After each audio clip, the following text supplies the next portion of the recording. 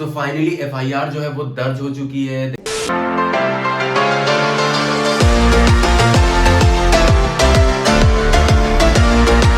तो गाइस आज थोड़ी सी तबीयत डाउन लग रही है, लेकिन कोई बात नहीं, हमें मोटिवेटेड रहना है और हमेशा पॉजिटिव वे में काम करना है। तो अपन प्लान कर रहे हैं एक जबरदस्त ट्रिप का, और ट्रिप बहुत ही रापचिक होने वाली है बिकॉज जब से हमने यूट्यूब करियर शुरू किया है ना, ऐसी ट्रिपें नहीं हुई हैं। सो अब फाइनली वेट इज ओवर और टाइम आ चुका है अपनी पुष्पा को लेके निकलने का। अभी तक नहीं निकल रहा था बिकॉज कुछ सर्कमस्टांसेस थे, पेपर, और जानते हो दिल्ली से गाड़ी और पेपर में बड़ा झमेला हो जाता है भाई। यहाँ रजिस्ट्रेशन कराओ, फिर आरसी के लिए 4 चक्कर लगाओ। तो फाइनली आज हमने पीयूष को भेजा था आरटीओ ऑफिस और ये आरसी हमारी मिल चुकी है। ये टेनार की आरसी है, ठीक है, ये आ चुकी है और नंबर प्लेट तो आ ही गई थी, लेकिन इसको लगवाने के लिए भी अलग से टाइम निकालना पड़ता, जो कि नहीं हो पा रहा था। तो आज हम पर्टिकुलर इस काम के लिए जा रहे हैं, अपनी टेनार पे नंबर भी लगवा लेंगे। और नंबर जैसा कि आपको पता है मेरी सारी गाड़ियों का सेम है, तो ये नंबर लगने के बाद मोस्ट प्रोबेबली हम मंडे को ट्रिप शुरू कर देंगे। सो गाइस फाइनली हम घर वापस आ चुके हैं, नंबर यहाँ पे लग चुका है और अब कोई दिक्कत नहीं होने वाली है पूरी ट्रैवलिंग में।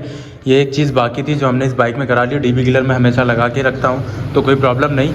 मैं अभी XBHP की राइड खत्म करके वापस घर पे आया हूँ और पूरी राइड एकदम चौकस तरीके से हमने निपटाई और घर आते ही हो गई तबीयत हमारी थोड़ी सी खराब। वैसे तो जुकाम हुआ है और ज्यादा कुछ नहीं, दवाई में 1-2 दिन में ठीक हो जाऊँ। हाँ, ट्रिप का रूट जो मैंने डिसाइड किया है कि मैं कौन सा फॉलो करूँ, तो काफी सोचने समझने के बाद मैंने ये डिसाइड किया है कि हम जाएंगे कोलकाता फिर से, बिकॉज कोलकाता में अपने नए नए दोस्त लोग जो हैं काफी ज्यादा प्यार मिला वहां से, तो उनको टाइम देना जरूरी था। बट XBHP के साथ राइड करने के साथ थोड़ी कंडीशन थी कि हम पर्टिकुलर उनको टाइम नहीं दे पाए और राइड खत्म करते ही हमारी फ्लाइट थी, जिसकी वजह से हमें वापस आना पड़ गया।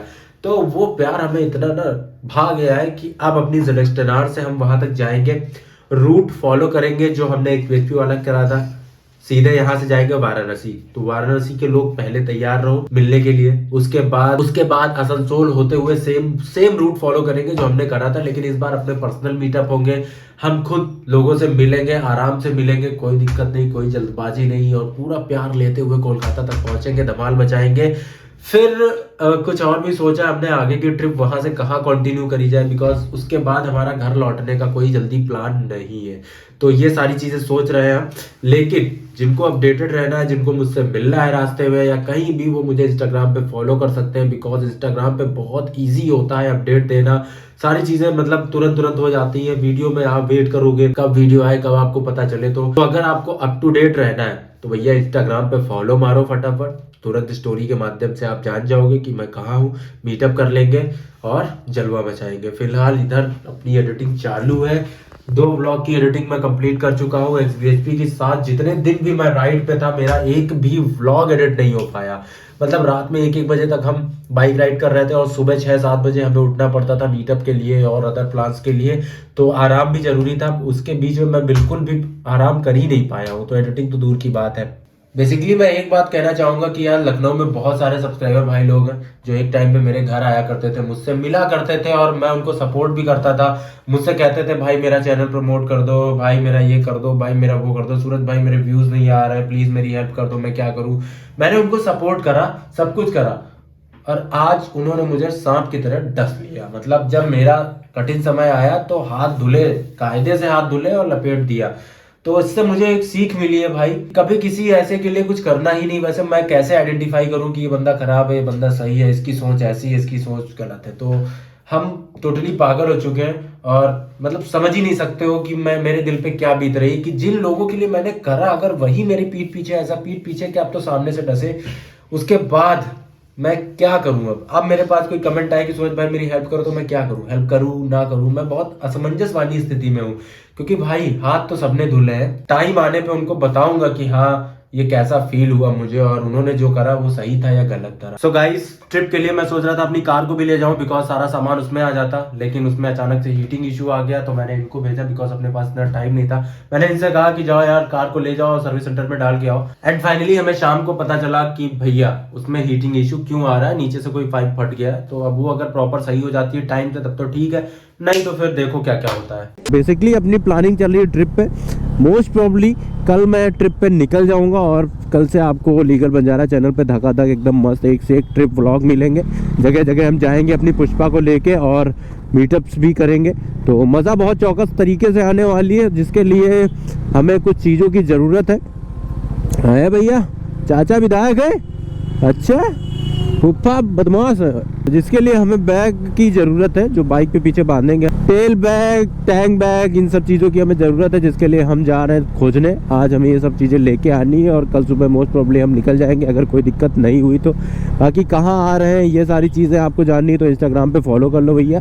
इंस्टाग्राम पे फॉलो कर लोगे तो अपडेटेड रहोगे, टाइम टू टाइम अगर मिलना भी होगा तो आप मिल सकते हो रास्ते में कहीं हमें। अगर नहीं फॉलो किया है तो फिर आप मिस कर जाओगे। सो गाइज़, आज काफ़ी दिन बाद मैं अपनी टेनार को निकाल रहा हूँ। मतलब एक दिन ना निकालो तो ऐसा लगता है कि काफ़ी दिन हो गए, वैसे 2-3 दिन ही हुए हैं। नंबर प्लेट इसकी लग चुकी है। और आपको एक चीज़ दिखाता हूँ, 8898 कार वैसे सारी गाड़ियाँ आज गायब हैं घर से तो नहीं दिखा सकता, सॉरी। एक और 8898। तो अभी इसको स्टार्ट करेंगे, कोल्ड स्टार्ट करेंगे। डीबी क्लियर लगा हुआ है। अब जा रहे हैं इसके लिए थोड़ा सामान खरीदने। ये माय बॉय। ओहो, कल सुबह हमें जैसा कि मैंने बताया कि एक ट्रिप शुरू करनी है। सो इसको लेके जाएंगे, इस पे सैडल बैग वगैरह रख के देखेंगे, टैंक बैग वगैरह रख के देखेंगे। जो चीज़ें परफेक्ट होंगी वो इसके लिए ले लेंगे। बिकॉज अब नहीं रुकना है यार अपने को, अब लोगों से मिलना है, आप लोगों से मिलना है, जगह जगह ट्रैवल करना है अपन को इससे। So be ready guys. So guys, the wait is over now. जब से अपनी पुष्पा को मैंने परचेज करा है तब से मैं ड्रीम देख रहा हूँ। आप लोग बोल रहे हो कमेंट्स में, आप लोग भी सोच रहे हो कि कब मैं इससे ट्रिप शुरू करूंगा, एंड फाइनली इंतजार खत्म हो गया गाइज। फाइनली अपन इससे ट्रिप करने वाले हैं। सारी चीज़ें मैनेज कर लेते हैं, क्योंकि अपन जब कोलकाता से होके आए अभी XBHP के साथ ना, तो अपन को और ज़्यादा मोटिवेशन आई, और ज़्यादा तगड़ा करने की मोटिवेशन आई। मैंने सोचा चलो यार बढ़िया चीज़ थी, मज़ा आया, मीटअप में मज़ा आया। तो गाइस, सारा सामान हम ले आए हैं। ये हेलमेट के लिए पीछे स्पॉइलर भी ले लिया बढ़िया सा। ये आ गया बैग, इसके अंदर टैंक बैग भी है और 1-2 बैग और भी हैं, पता नहीं उनको क्या कहते हैं, नाम नहीं पता मुझे। और एक मैगी पेलते हुए भाग गया भाई, ऐसे पेलते हुए। सो गाइस, तुम्हें कार लेने जाना है कि नहीं जाना है? जाना है। कब जाना है? शोरूम बंद होने के बाद? उसने कहा है कि आज ही मिलेगी कार। हाँ, नहीं मिली तो कार्ड में ले लूंगा और कह दूंगा कार रखे रहो अपने पास, ठीक है?